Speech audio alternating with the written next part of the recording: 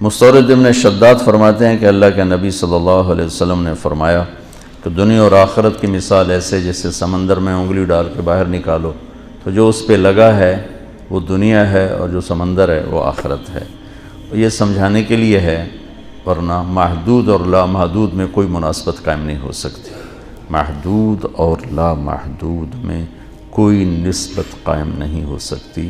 یہ میرے نبی آپ کو ایک ظاہری مثال سے سمجھا رہے ہیں کہ دنیا اتنی چھوٹی ہے جیسے پانی کا قطرہ بھی نہیں رہتا نا، صرف ایک تری رہ جاتی ہے، اور آخرت اتنی بڑی ہے جیسے 7 سمندر. میرے سمندروں کے کئی سفروں ہیں تو میں اس کو آنکھوں سے دیکھ رہا ہوں کہ ادھر ایک قطرہ ہو اور قطرے کی بھی تری ہو اور ادھر سمندر ہو تو کیا نسبت ہے، یہ سمجھانے کے لیے ہے. ورنہ محدود اور لامحدود میں کوئی نسبت قائم نہیں ہو سکتی. محدود اور لامحدود میں کوئی نسبت قائم نہیں ہو سکتی. وہ لامحدود زندگی ہے، یہ محدود زندگی، اس میں کوئی نسبت قائم نہیں ہو سکتی، عارضی و ہمیشہ.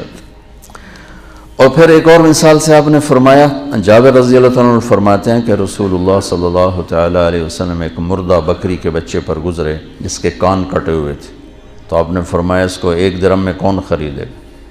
کہ یا رسول اللہ ہم تو اسے مفت بھی نہیں لینا چاہتے، یہ زندہ بھی ہوتا تو کان کٹا تھا، یہ تو مرا بھی ہو کان کٹا بھی ہے. تو آپ نے فرمایا اللہ کی قسم دنیا اللہ کی نظر میں اس سے زیادہ حقیر ہے. جیسے یہ تمہاری نظروں میں حقیر ہے، دنیا اللہ تعالیٰ کی نظر میں اس سے زیادہ حقیر ہے. رقاق، رقاق کہتے ہیں ارقا، یہ رقو نرم ہو جانا، نرم. اور نرمی یہ مزاج شریعت ہے، مزاج دین ہے. اس میں وہ مضامین آئیں گے جو میرے آپ کے دل کو نرم کر دیں گے. اور ہم مٹی سے بنے ہیں، مٹی کو پہلے نرم کیا جاتا ہے، پھر اس میں بیج ڈالا جاتا ہے، اگ جاتا ہے. سخت مٹی میں بیج ڈالو تو نہیں اگے گا. تو اس حدیث میں یہ جو محدثین نے عنوان باندھا ہے وہ یہ رقاق، دل کو نرم کرنے والی احادیث اور کلام. اور دل کی نرمی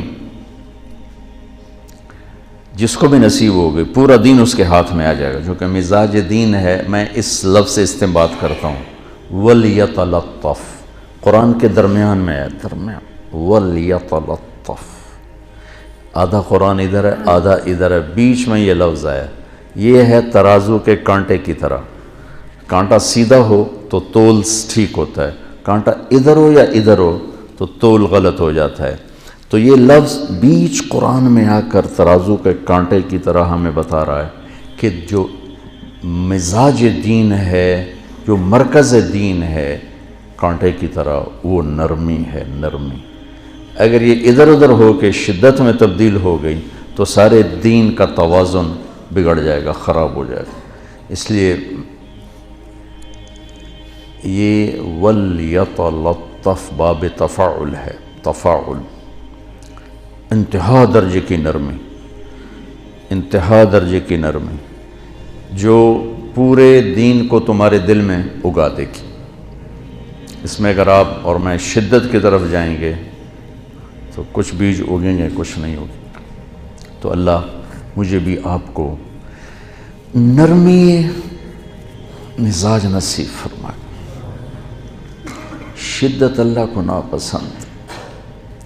میرے نبی کا فرمان ہے اگر نرمی کی کوئی شکل ہوتی تو دنیا کی سب سے خوبصورت شکل ہوتی، سختی کی کوئی شکل ہوتی تو دنیا کی سب سے بدصورت شکل ہوتی. لو کان الرفق خلقا لما رأى الناس خلقا احسن منه ولو کان العنف خلقا لما رأى الناس خلقا اقبح منه. بدترین شکل، سختی، خوبصورت ترین شکل نرمی. تو اللہ سے مانگا کرو. اللہ حضرت عمر کی دعا ہے اللہم انی شدید فلینی، اللہم انی شدید فلینی، حضرت عمر مستقل یہ دعا مانگا کرتے تھے، تو آپ بھی مانگا کرو یا اللہ ہمیں تو نرمی مزاج نصیب فرما۔ بہت پرانی بات ہے، مجھے ایک تاجر نے پوچھا مولانا صاحب یہ مدرسے کے طلبہ میں غصہ کیوں زیادہ ہوتا ہے، کالج کے لڑکوں سے ان میں غصہ زیادہ ہوتا ہے، کیا وجہ؟ تو مجھے خود اس وقت پوری سمجھ نہیں تھی، میں نے کہا دیا ان کے ساتھ شیطان بڑا ہوتا ہے چونکہ یہ علم حاصل کر رہے ہیں۔ لیکن جب مجھے خود مدارس بنا کے پڑھانے کا موقع ملا، پھر مجھے مرض سمجھ میں آ گیا کہ وہ خالی قانون پڑھتے رہتے ہیں، وہ قانونی جو کلام ہے وہ دل کو تو متاثر کرتا نہیں، دماغ کو متاثر کرتا ہے، دل سخت ہو جاتا ہے، دماغ تیز ہو جاتا ہے، لہٰذا وہ پورے مزاج میں تیزی آ جاتی ہے، سنبھلنا مشکل ہو جاتا ہے، یہ اس کی وجہ ہے۔